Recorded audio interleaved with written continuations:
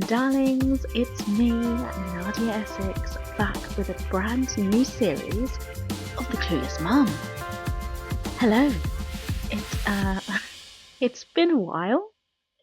If you haven't listened to The Clueless Mum season 1 and 2, go check it out. Season 1 was when I was pregnant, and season 2 was when I gave birth.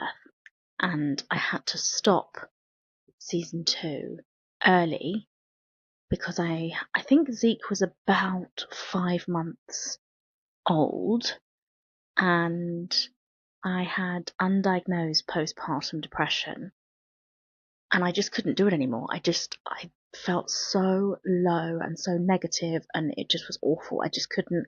The thought of coming on and talking about my experiences as a mum, when at that point they were just full of negatives. It was, we'd been through the first lockdown. I think we were about to go into the second lockdown, and I didn't know, the first lockdown was so traumatic that I think I have a little bit of PTSD around that time. So I wish I'd kept going, but I didn't, because I just felt like I was being negative every week, and I couldn't think of anything positive to say, which sounds awful, but I had to stop. So yeah, I stopped recording, and Ezekiel is now 4.5.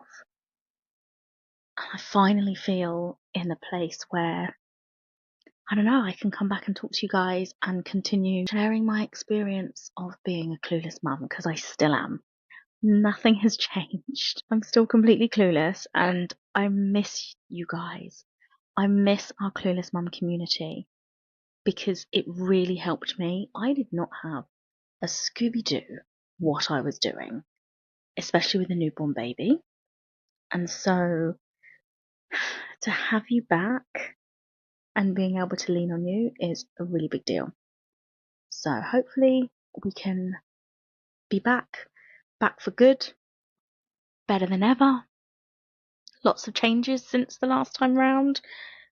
And let's just jump straight in. Life with a 4-year-old is difficult. It is literally the best of times and the worst of times. And anyone with a 4-year-old will know exactly what that means. We had the baby, the first year was really difficult. Obviously, I had postpartum depression. We were in and out of lockdown. That was a really tough year. Year 2 wasn't as tough in terms of, people kept telling me about the terrible twos.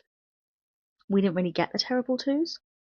I think he spent most of the twos poorly because he was teething so much, and he had a really bad glue ear, so it wasn't really, there was no real tantrums or anything. It was just, he was just poorly all the time, bless him.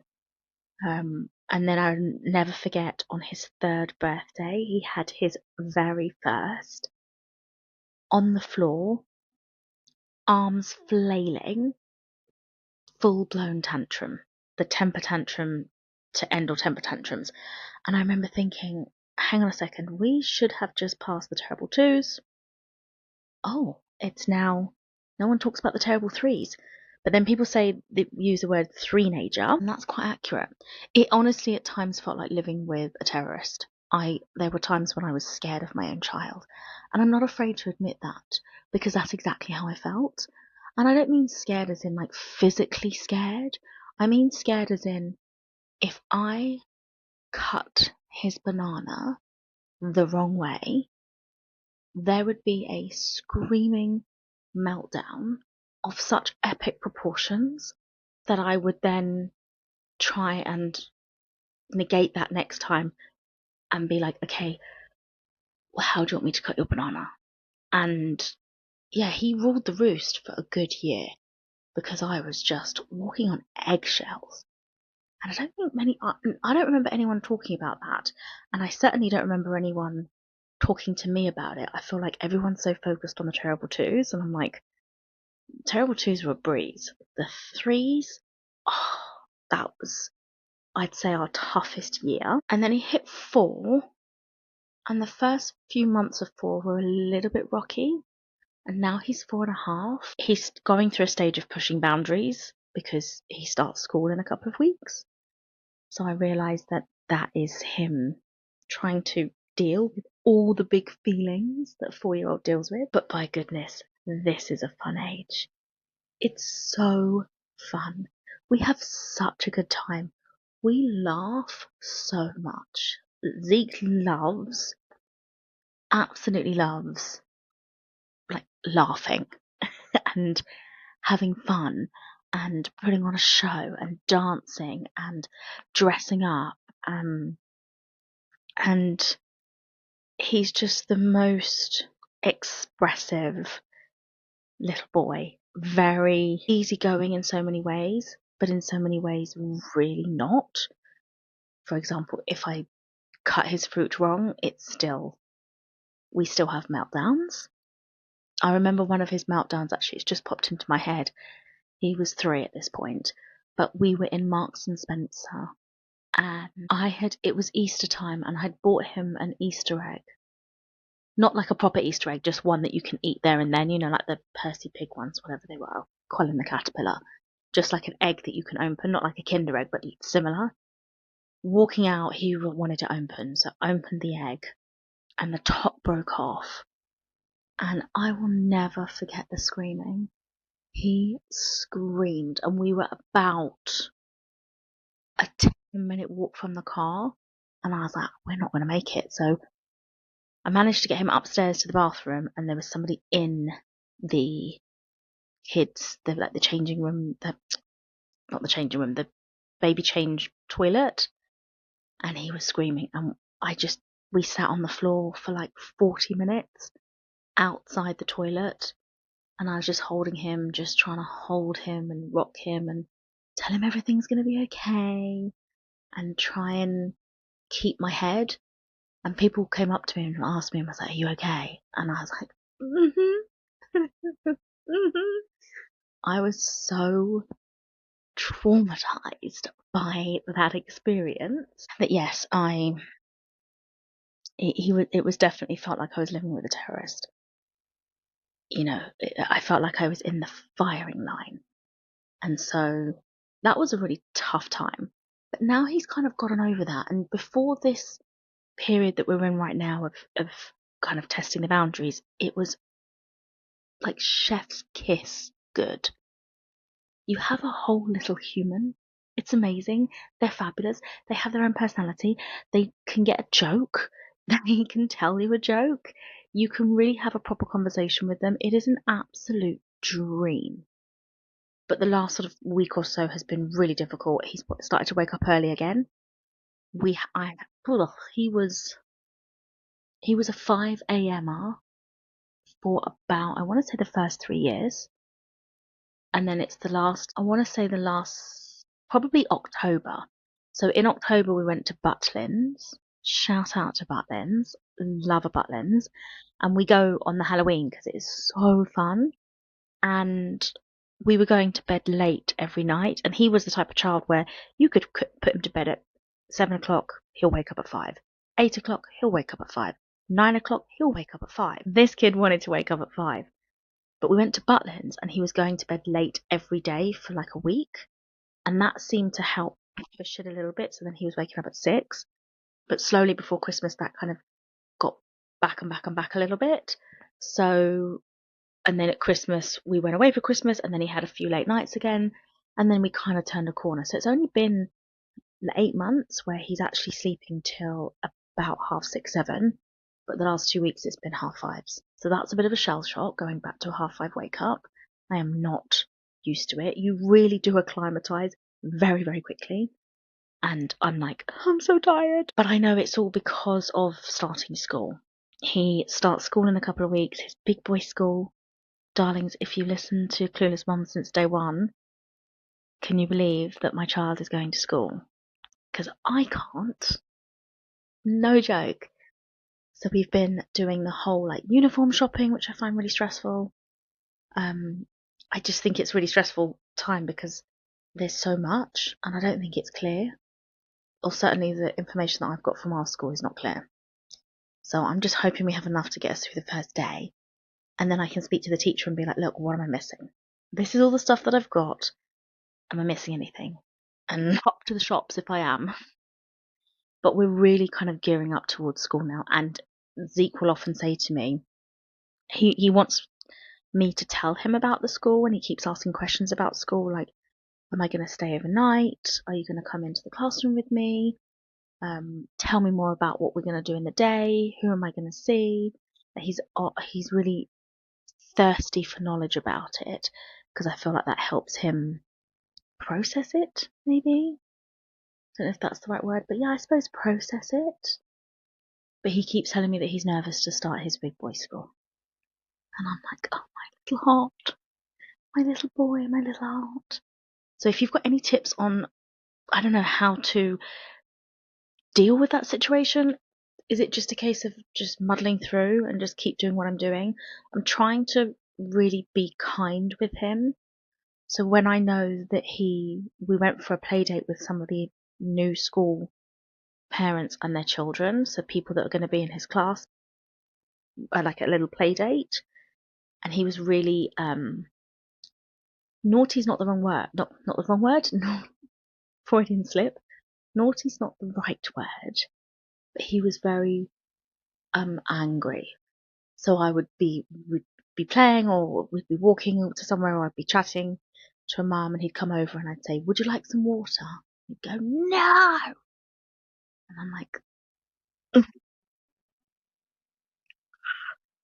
So I'm really trying to be kind and hold space and not react to that type of behavior, because ultimately I know that it's just because he has got so many big feelings. He's really trying to process what's happening, because he's never done it before, and his little brain, I don't think, can compute. I don't think he realizes that he's not going back to nursery. He's going to a whole new school with whole new people. So if you've got any tips on how to navigate that situation, I'd really appreciate it. Please message me on Instagram at Lady Nadia Essex, because it's really tough, and I don't think there's much first week of school help. Or how do you, I suppose there's a lot of people that talk about the first week of school, but now is the tough time.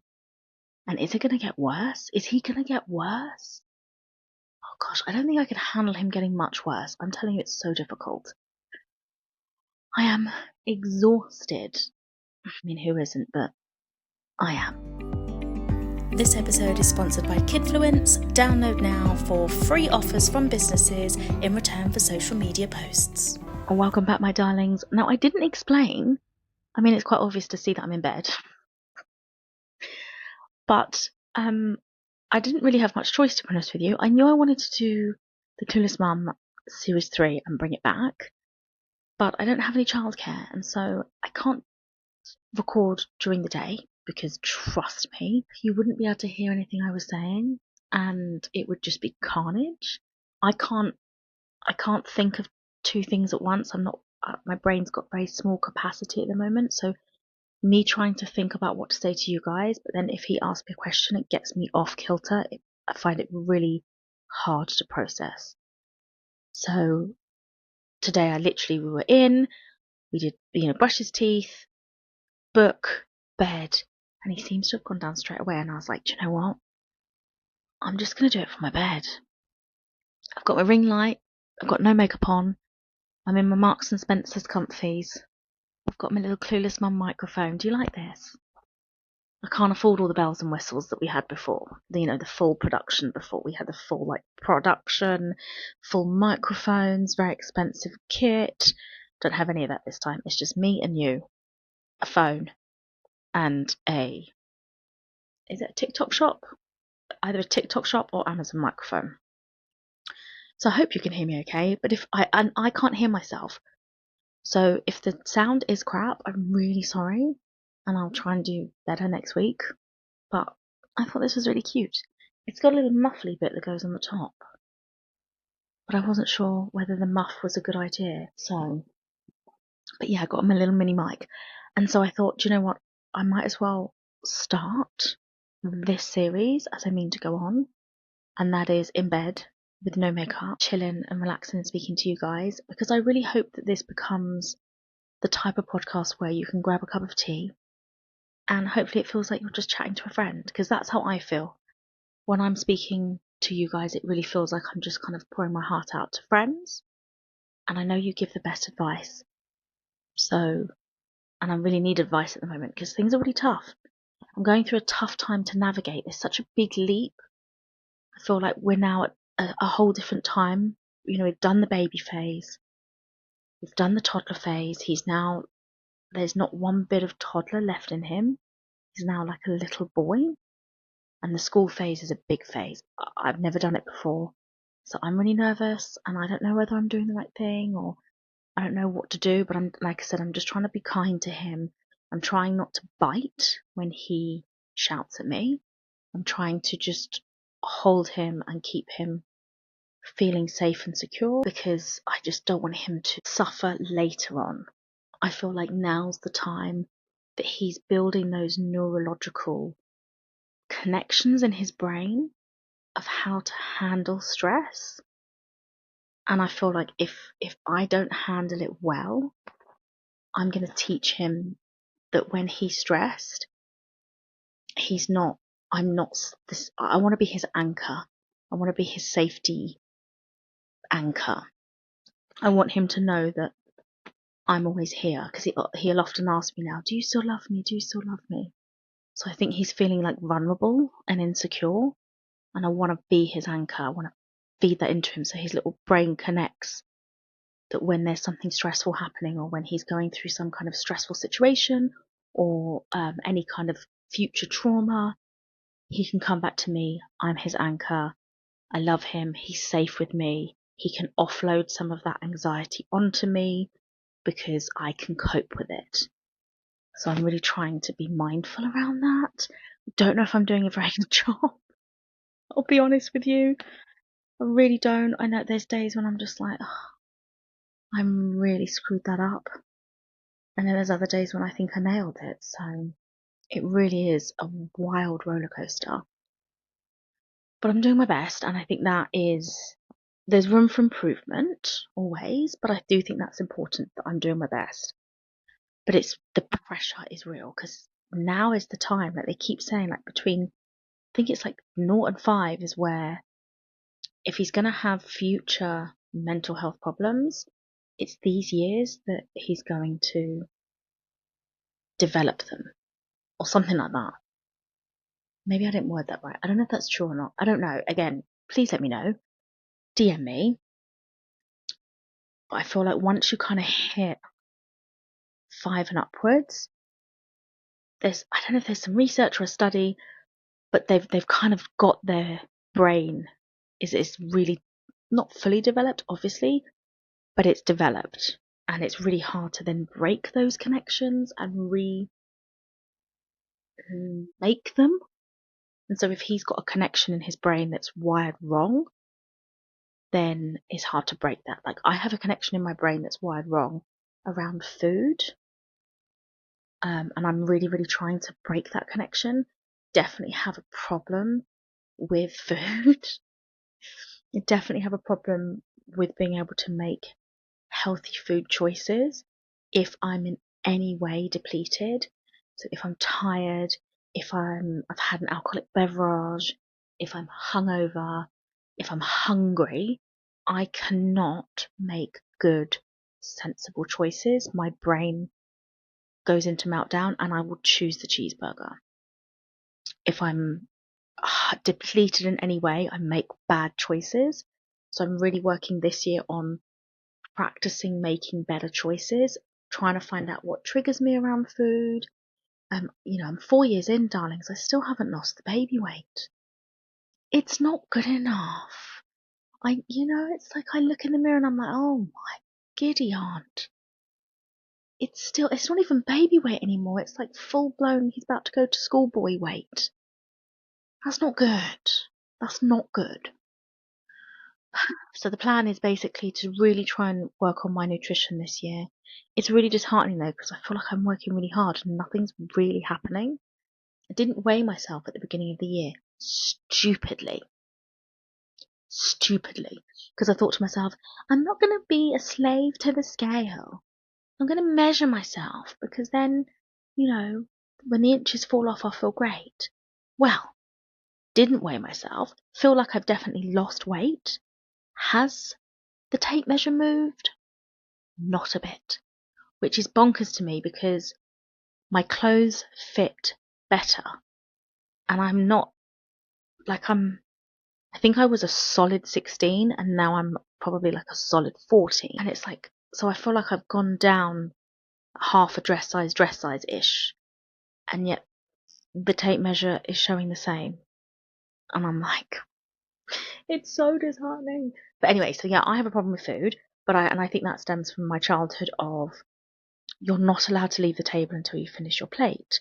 You're not allowed pudding until you finish your plate. And food was it was kind of tough. It was just conditioned into eating. Even if you didn't want to eat it, even if you were full to the brim, you still had to eat it. Even if you didn't like it, you still had to eat it. And so I have a big problem with portion control. If you put up a plate in front of me, I will, not now because I'm training myself out of it, but would used to sit and pick. I'll get full, but then I'll sit and pick until every part of that plate has gone.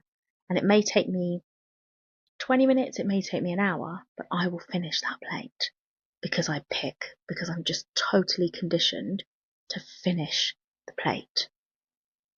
So I'm really trying to be mindful that the things that I implement now don't hinder Zeek in the future. But it's so difficult. I mean, eating's another thing. Like, how on earth do you get a 4-year-old to eat? He went through a phase of the last week, of not eating anything. I mean, like 2 bananas and a Weetabix, and then maybe, I don't know, some mini cheddars and some raisins. It really is. He's been living on air. And I'm really trying not to get stressed about it. And I'm really trying not to put pressure on him. But at the same time, I feel really anxious because I'm like, he needs to eat, surely. He's 4. He must be starving. But in saying that, I'm hoping this evening we've turned a corner because I think he's had quite a healthy day's worth of food. So I'm hoping we've turned a corner on that. But again, if you have any advice on toddler food and what to eat, please let me know. I'm trying to cook from scratch and I'm trying to buy nutritious food and I want to make a lot of stuff. So if you've got any homemade recipes for snacks, that would be really helpful because we love a mini cheddar in this house, but it's I want to make them myself. I want to kind of have a play around when I'm not so exhausted to try and make everything myself from scratch. Because when it goes well, excuse me, when it goes well, my goodness, do I feel like the cat that got cream? I feel fantastic. I feel like Mum of the Year.